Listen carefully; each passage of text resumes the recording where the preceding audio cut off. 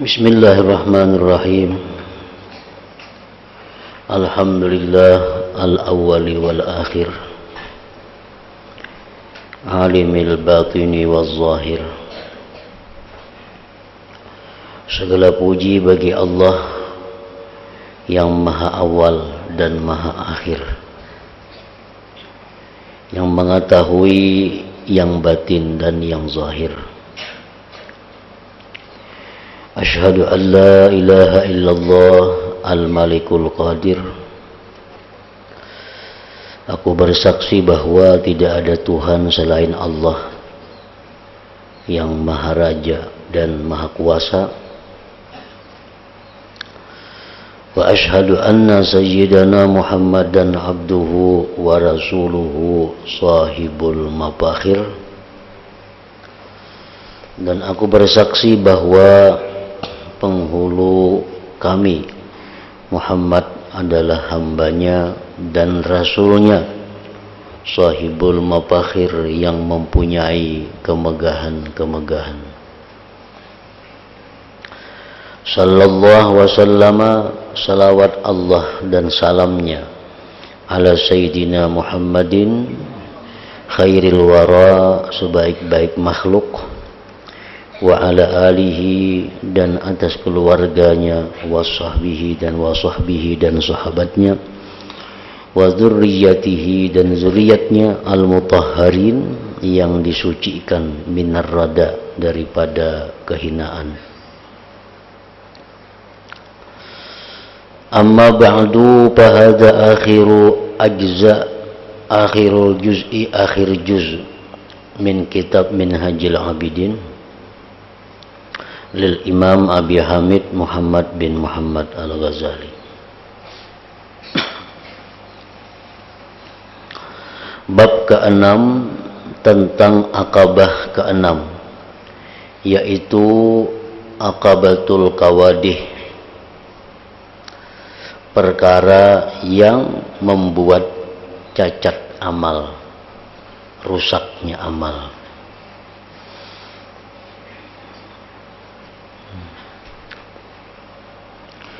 Selanjutnya, wahai saudaraku semua, semoga Allah menguatkan engkau dan aku dengan bagusnya taufik, sesudah jelas bagi engkau jalan ibadah dan jalan engkau telah lurus, maka hendaknya engkau dapat menjaga amal engkau dari apa yang bisa merusakkannya.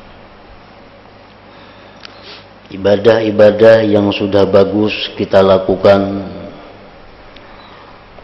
baik itu ibadah yang sifatnya hablun minallah seperti sembahyang, puasa, atau ibadah-ibadah yang hablum minan nas seperti zakat, sedekah.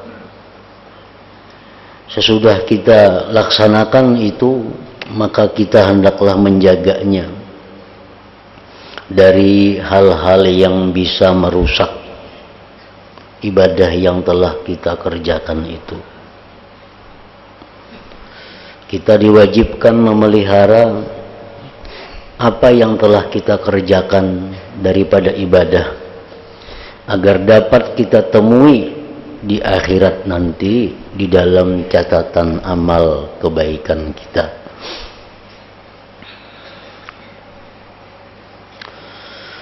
Hal ini diharuskan pada engkau dengan membangun ikhlas. Ingat anugerah Allah dan menjauhi lawan ikhlas. Jadi ikhlas itu ada ikhlas yang disebut qablal amal, ikhlas sebelum beramal. Ada ikhlas yang disebut halal amal ketika beramal. Ada ikhlas yang disebut ba'dal amal, sesudah beramal. Ikhlas sebelum beramal maksudnya adalah durungan atau imbi'az, motivasi kita beribadah. Ikhlas artinya kita beribadah itu didorong, dibangkitkan oleh keinginan kita menjunjung perintah Allah. Nah, itu ikhlas qablal amal.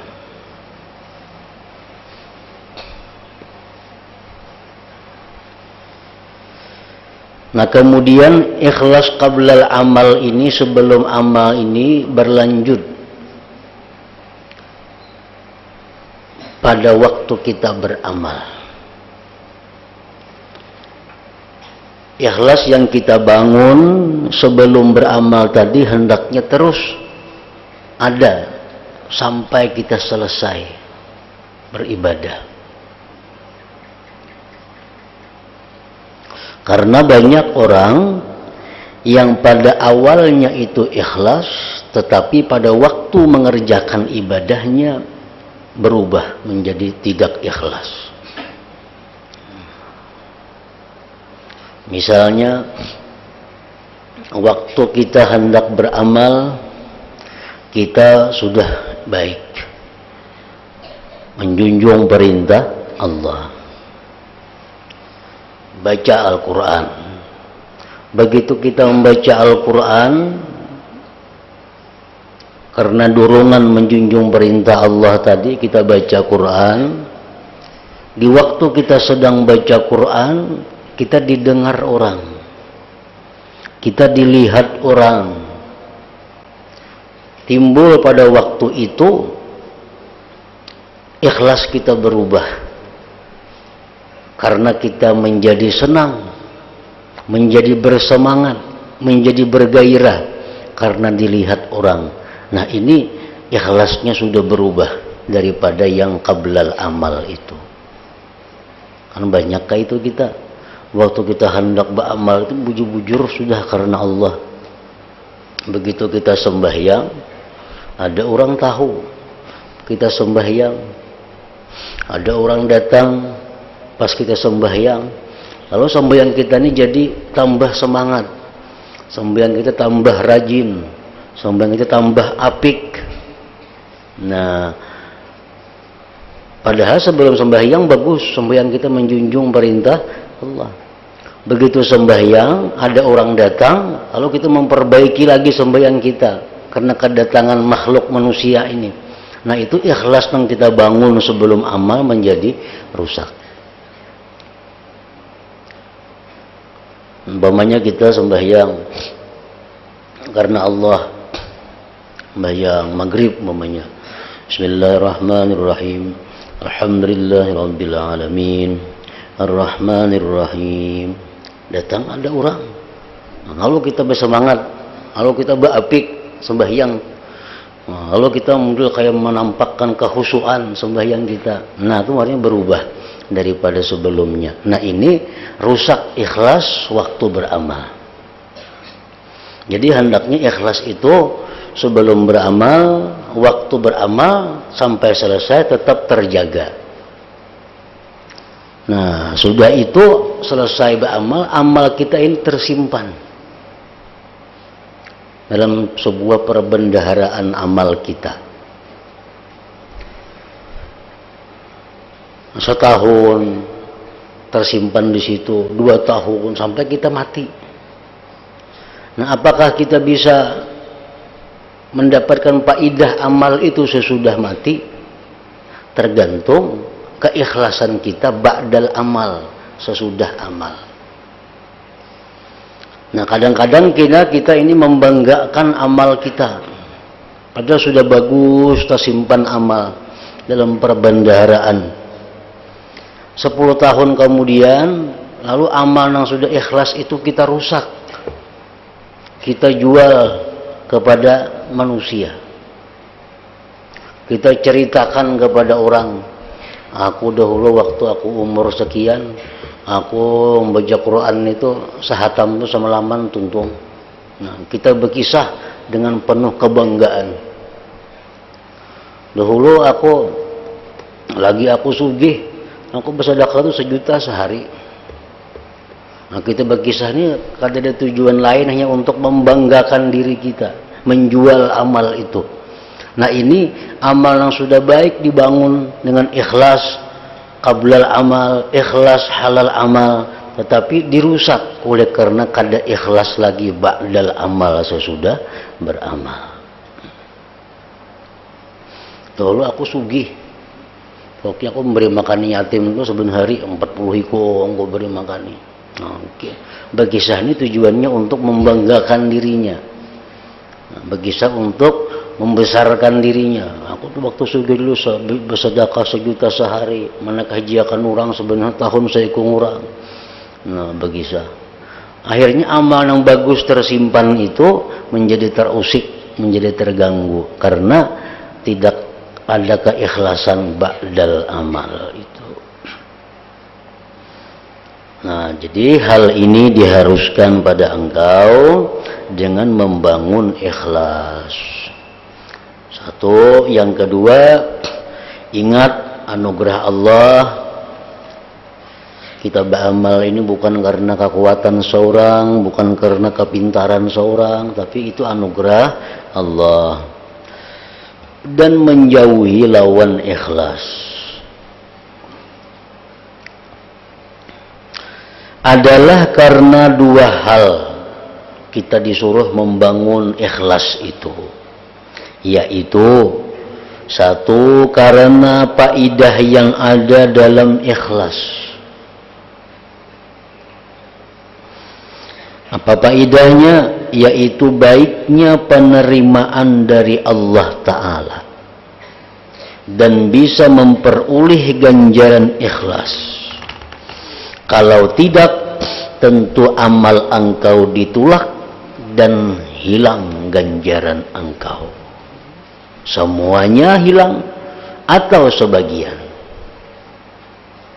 Sesuai dengan apa yang diriwayatkan dalam hadis masyhur dari Nabi Muhammad sallallahu alaihi wasallam, bahwa Allah Subhanahu wa taala berfirman, "Ana agnal agniya minasyirki man amila amalan fa asyraka fihi ghairi fa nasibi lahu fa inni la aqbalu illa ma kana li khalisan." Artinya aku paling tidak perlu kepada sekutu. Ya Tuhan, aku tuh kada perlu kepada sekutu. Aku tuh kada perlu kepada syarikat. Barang siapa melakukan suatu amal, lalu dalam beramal itu ia menyekutukan pada selainku,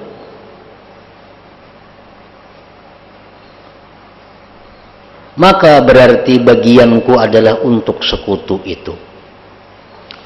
Jadi Tuhan, mun orang tuh beramal, pas rahat beramal itu disekutukannya aku. Ya Tuhan, ku unjuk bagianku, ku bakalah unjuk ke sana. Siapa sekutunya? Jadi aku tidak menerima selain amal yang murni hanya untukku.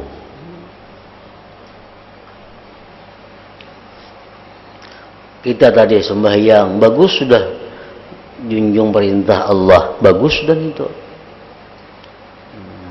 Rahatan sembahyang, datang ada manusia, lalu kita berubah hati. Nah, asalnya fokus untuk Allah, sekarang kita bercampur untuk yang selain Allah. Gara-gara datang ini, sembahyang kita jadi lebih baik. Gara-gara datangnya ini, sembahyang kita jadi lebih bersemangat.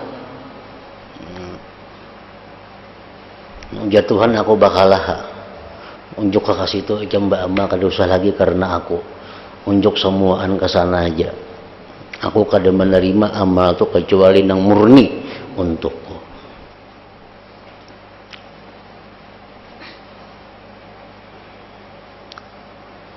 Rencana hendak ampih mengaji Quran, tuntung surah ini ampih mengaji. Bebayana tuntung sampai ayat terakhir itu rencana hendak ampih nih. Bagus sudah ikhlas. Pas hendak tuntung datang ada orang lalu menyambung maka bacaan menambah lagi. Nah jadi ini sudah bercampur lawan Tuhan ngarannya. Dari awal tadi ikhlas bagus, karena ada datang orang ini lalu menambahi ke surah lain menyambung. Nah jadi itu sudah bercampur. Bila bercampur Tuhan kada mau, aku bakalah gitu Tuhan unjuk ke sana semuaan. Berzikir rencana anak 100 kali la ilaha illallah, la ilaha illallah. Datang ada orang lalu bertambah jadi 200. Nah karena kedatangan si orang itu, nah itu bersekutu ngarannya. Bersedekah nih, rencana anak 10.000 aja. Ada orang 100.000 bersedekah. Nah Tuhan kada menerima itu karena bercampur.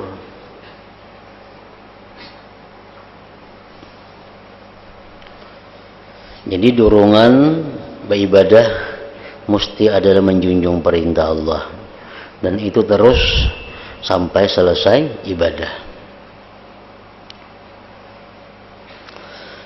Dikatakan Allah Ta'ala berfirman kepada hambanya nanti pada hari kiamat, ketika hamba itu meminta ganjaran amalnya, alam yuwassa'alaka fil majalis, alam takunir ra'sa fid dunya, alam yurakhas bay'uka wa syira'uk, alam tukram.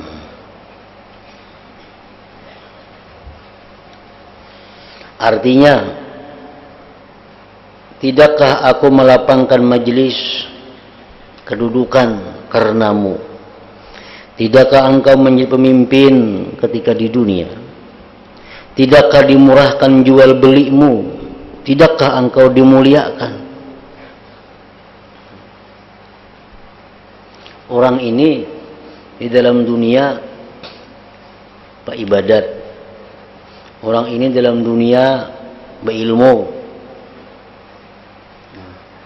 cuma tujuannya beribadat itu, tujuannya orang ini berilmu supaya dihormati orang di majelis-majelis, supaya dijadikan orang pemimpin, supaya berjual belinya murah.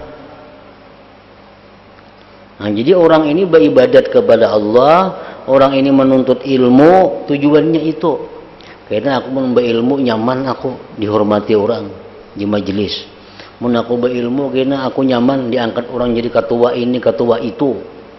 Mun aku berilmu aku nyaman karena nukar barang apa murah.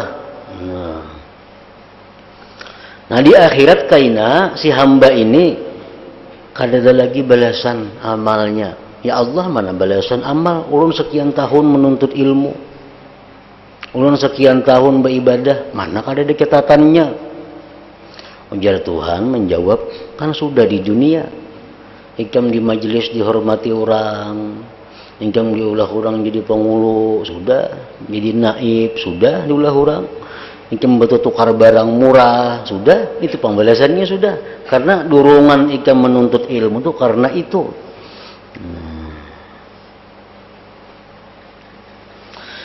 Apa yang telah kututurkan, ujar Imam Ghazali, dan semisalnya adalah termasuk perkara yang mengkhawatirkan.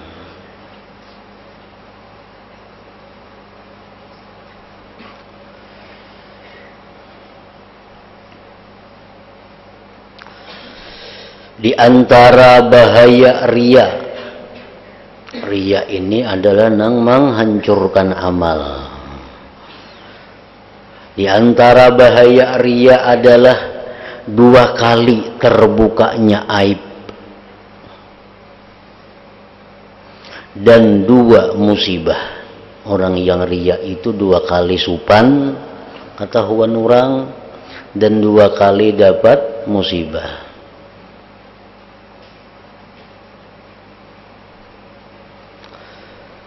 Adapun 2 kali terbukanya aib ialah 1, terbukanya aib secara samar, yaitu dicela di depan para malaikat. Hal ini berdasarkan riwayat bahwa malaikat itu naik membawa amal hamba dalam keadaan gembira, Lalu Allah Ta'ala berfirman, rudduhu ila sijjin fa innahu lam yuridni bihi.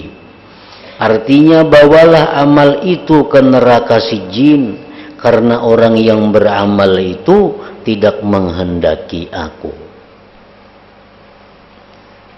Amal-amal ibadah nang ditolak Allah, amal-amal kejahatan, itu kumpulannya di sijjin ngarannya. Sedangkan amal-amal yang baik, taat, yang diterima Allah, itu andaknya di atas illiyin ngarannya. Situ kumpulan catatan-catatan amal. Nah, kita beramal, apapun amal ibadah kita, malaikat ini mencatat dan melaporkan kepada Allah, ya Allah, hari ini napulan hamba engkau ini amalannya, nya sembahyang, nya bersedekah, nya menuntut ilmu. Menjadi Tuhan, amal itu jangan dibawa ke tempat, ke wadah aku. Amal itu andak ke neraka sijjin. Nah, malaikat tahu keaiban kita. Malaikat sekalinya kada ikhlas inya beramal. Sekalinya kira ikhlas menuntut ilmu, baca Quran, sembahyang, bersedekah. Sekalinya disuruh Tuhan kembalikan ke neraka sijjin, karena orang yang beramal itu tidak menghendaki aku, tidak menjunjung perintahku, artinya. Jadi aib kita sudah ketahuan malaikat. Aib kita sudah ketahuan malaikat.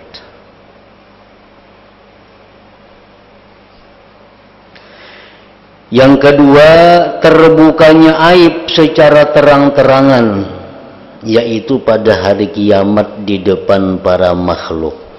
Nah, di situ ketahuan pulang aib kita, karena kita beribadah itu karena Allah.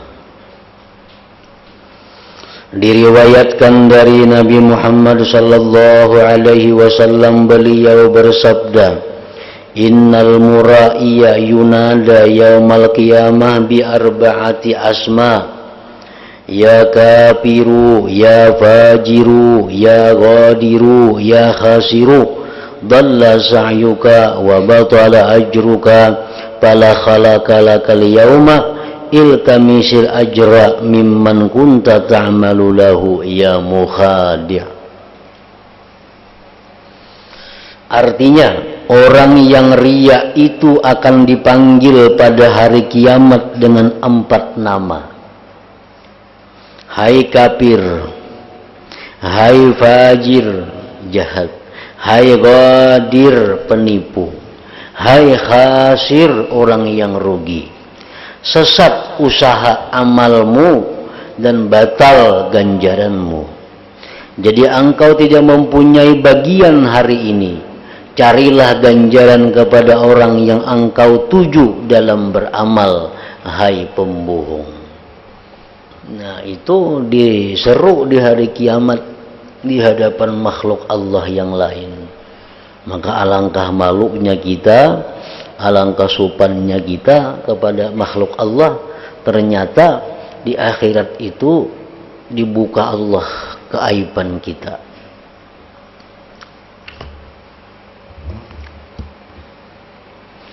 Diriwayatkan bahwa nanti pada hari kiamat akan ada panggilan yang didengar oleh seluruh makhluk.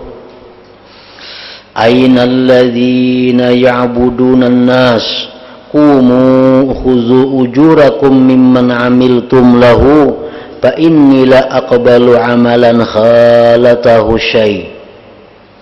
Artinya, di mana orang-orang yang dulu pada menyembah manusia. Ujar Tuhan, mana orang-orang yang di dunia dahulu beribadah karena manusia? Mana orang yang sembahyang karena manusia? Mana orang yang bersedekah karena manusia? Bangunlah, ambillah ganjaran kalian dari orang yang kalian tuju dengan amal kalian. Datangi sana pahalanya. Mang Ikam dahulu beramal karena si Pulan, datangi Pulan tuh ambil sana pahalanya. Nah Ikam dulu beramal karena si A, ambil pahalanya ke sana. Karena aku Allah tidak menerima amal yang kecampuran sesuatu, tidak ikhlas, tidak murni, hanya untuk Allah. Nah, jadi orang yang riya ini, orang yang beramal ini untuk minta dihormati manusia, orang yang beramal dengan tujuannya mencari kekayaan dunia, orang yang beramal mencari ketinggian pangkat di dunia, orang yang beribadah karena tujuannya agar dimuliakan orang, nah mendapat dua aib. Pertama aib di hadapan malaikat, yang kedua aib di hadapan seluruh makhluk. Adapun dua musibah, satu kehilangan surga. Orang nang riya ini kehilangan surga.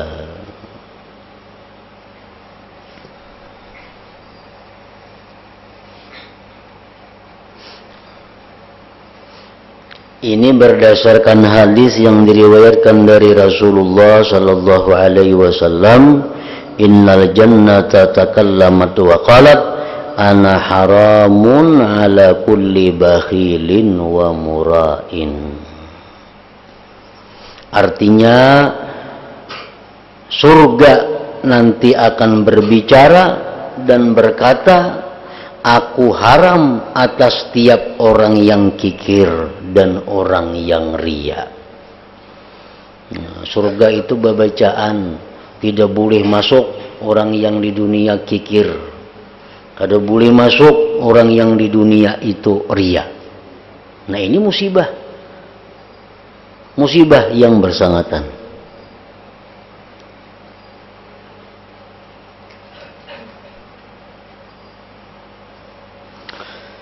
Hadis ini mengandung dua kemungkinan. Satu, orang bakhil yang dimaksud di sini adalah orang yang bakhil dengan ucapan paling baik, yaitu ucapan la ilaha illallah Muhammad Rasulullah sallallahu alaihi wasallam. Dan orang riya ini maksudnya ialah orang yang berbuat riya dengan riya yang paling jelek, yaitu orang munafik yang riya menunjukkan iman dan tauhidnya. Riya ini kayaknya macam-macam bentuknya. Ini akan dijelaskan oleh Imam Ghazali di belakang. Riya nang paling berat nang kayak apa, riya nang sedang kayak apa, riya nang ringan kayak apa. Nah intinya semua riya itu menggugurkan ibadah. Tapi nang berat, nah bacang balabasan di neraka. Nang sedang, bacang sadang juga di neraka. Nang ringan, ringan juga di neraka. Tapi tetap setiap riya itu menggugurkan nilai ibadah. Kemungkinan yang kedua dari tafsir hadis tadi, orang yang tidak mau menghentikan kekikiran dan riya, serta tidak mau memelihara dirinya, itu ada dua kekhawatiran. Satu, bakal mengalami keburukan riya dan bakhil sehingga terjerumus ke dalam kekafiran, maka tidak mendapatkan surga sama sekali, wal iyadzu billah. Dua, tercabut iman yang menyebabkan masuk ke dalam neraka. Bakhil itu bisa membawa kepada kafir. Riya sama aja juga, bisa membawa kepada kafir. Yang kayak sahabat Nabi siapa dulu, kisahkan yang miskin, lalu diminta doakan kepada Nabi supaya sugih kaya raya. Siapa? Sa'labah kah ngarannya? Akhirnya kaya raya, tapi bakhil. Bakhil, orang bakhil ini bisa membawa kepada kafir. Kenapa sebabnya? Karena orang bakhil ini pertamanya sayang lawan hartanya, cinta kepada hartanya. Orang yang cinta kepada harta ini kini bisa mengambil ampun orang. Ampun orang, ampun seorang sudah kada mau diunainya, kada mau ampun orang diambilnya. Nah, kayaknya ampun orang diambilnya, akhirnya bisa menghalalkan nang haram. Menghalalkan nang haram itu nama akibatkan jadi kafir. Nah, kayak Sa'labah nih, karena banyak berisi harta, lalu dikenakan zakat sekian. Maknya Sa'labah banyaknya zakatnya. Kalau sanggup beri zakat nangka itu, akhirnya Sa'labah mengingkari zakat. Dengan zakat rukun Islam, menjadi kafir Sa'labah itu.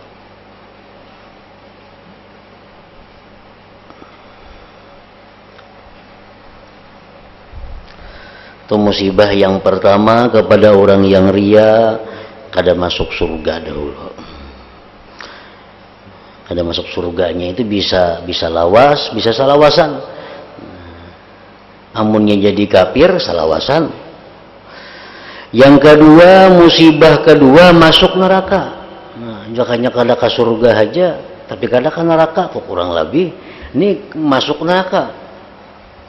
Ini berdasarkan hadis yang telah diriwayatkan oleh Abu Hurairah radhiyallahu anhu dari Nabi Muhammad sallallahu alaihi wasallam. Beliau bersabda, "Awwalu man yud'a yaumal qiyamati rajulun qad jama'al Qur'an wa rajulun qad qatala fi sabilillah wa rajulun katsirul mal."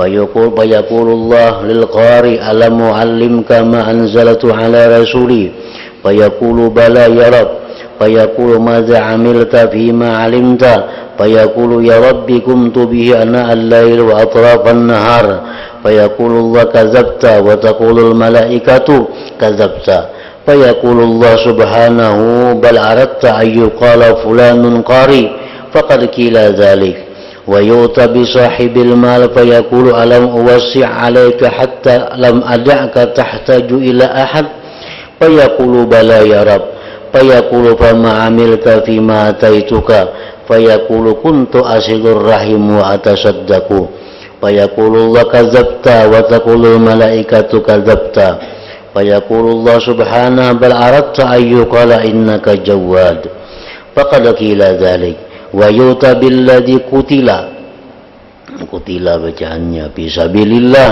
fayaqulullah ma fa'alta fayaqulu umirtu bil jihad fisabilik faqataltu hatta qutiltu fayaqulullahu ta'ala kadzabta wa taqulul malaikah kadzabta wa yaqulullah bal aradta ayyuqala fulanun jari'un wa syuja'un faqad qila dzalika. Artinya orang yang pertama kali dipanggil pada hari kiamat adalah orang yang hafal Quran, orang yang berperang fisabilillah, dan orang yang banyak harta. Allah Ta'ala bertanya kepada orang yang hafal Quran, tidakkah aku memberikan pengetahuan tentang apa yang aku turunkan kepada Rasulku? Orang itu menjawab, iya. Ikam ya Tuhan, ku beri taufik, ku beri hidayah, sehingga ikam bisa hafal Quran, bisa mengerti Al-Quran. Ya, ujarnya, bujur, wahai Tuhan. Allah bertanya, apakah yang engkau kerjakan mengenai apa yang telah engkau ketahui? Ilmu ikam itu diapa-akan ya Tuhan? Orang itu menjawab, wahai Tuhanku, aku membaca Al-Quran itu di tengah malam dan di ujung siang. Allah Ta'ala berfirman, engkau bohong. Para malaikat pun berkata, engkau bohong. Lalu Allah berfirman, tidak begitu.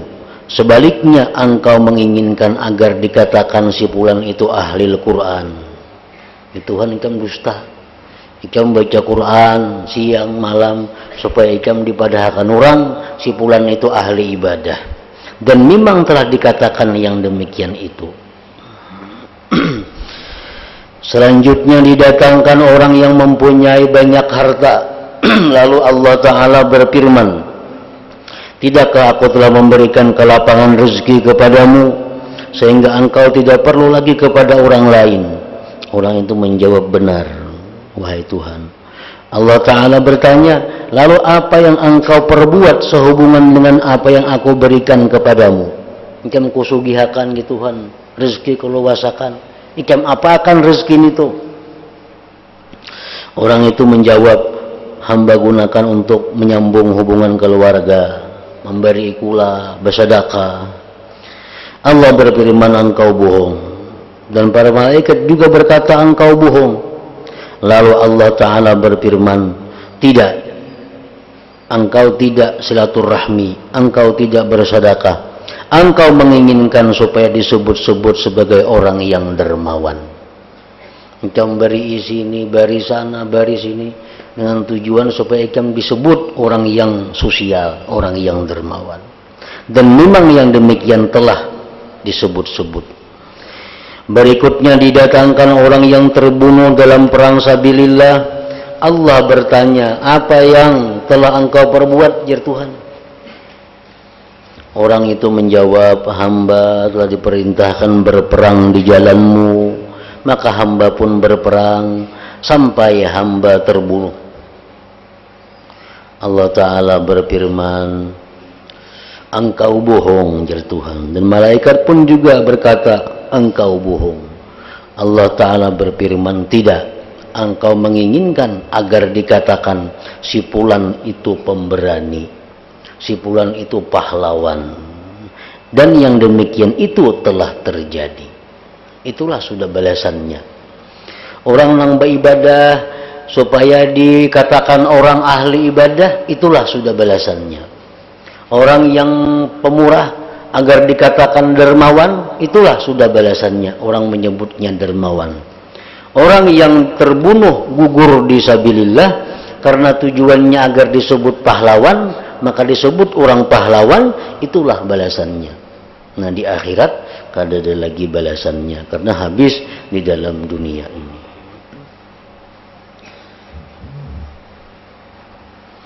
Kemudian Rasulullah Shallallahu Alaihi Wasallam memukul dengan tangan beliau pada lututku, lutut Abu Hurairah, seraya bersabda, ya Abu Hurairah, ulaika awwalu khalqillah yus'aru bihi naru jahannam. Artinya, hai Abu Hurairah, mereka itu adalah permulaan makhluk Allah yang dibakar di neraka jahanam. Nah, jadi riya tadi bukan hanya menggugurkan amal, bukan hanya kadang memasukkan ke surga, tetapi juga riya itu membuat kita masuk ke dalam api neraka. Nah, itulah musibah yang kedua daripada riya tadi. Diriwayatkan dari Ibnu Abbas radhiyallahu anhu, beliau berkata, aku pernah mendengar Rasulullah SAW bersabda, innan nar wa ahlaha ya'ujun min ahli riya. Artinya neraka dan penduduknya berteriak-teriak karena ahli riya. Ada yang bertanya, ya Rasulullah, bagaimana neraka itu berteriak-teriak? Rasulullah bersabda, min harrin naril lati yu'adzabuna biha. Artinya karena panasnya api neraka yang digunakan untuk menyiksa mereka. Jadi neraka itu macam-macam juga panasnya. Orang kada sembahyang, panasnya kayak ini nerakanya. Orang yang ini kayak nang riya ini bersangatan panas nerakanya itu.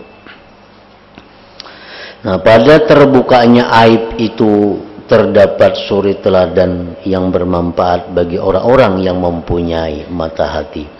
Semoga Allah memberikan petunjuk kepada kita semua dengan anugerahnya. Amin ya rabbal alamin.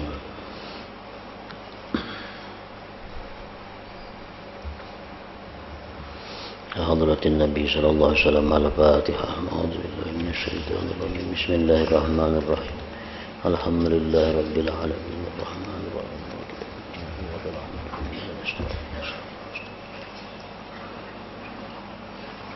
Bismillahirrahmanirrahim. Alhamdulillah rabbil alamin. Allahumma shalli wa sallim ala sayyidina Muhammad wa alihi wa sahbihi ajma'in.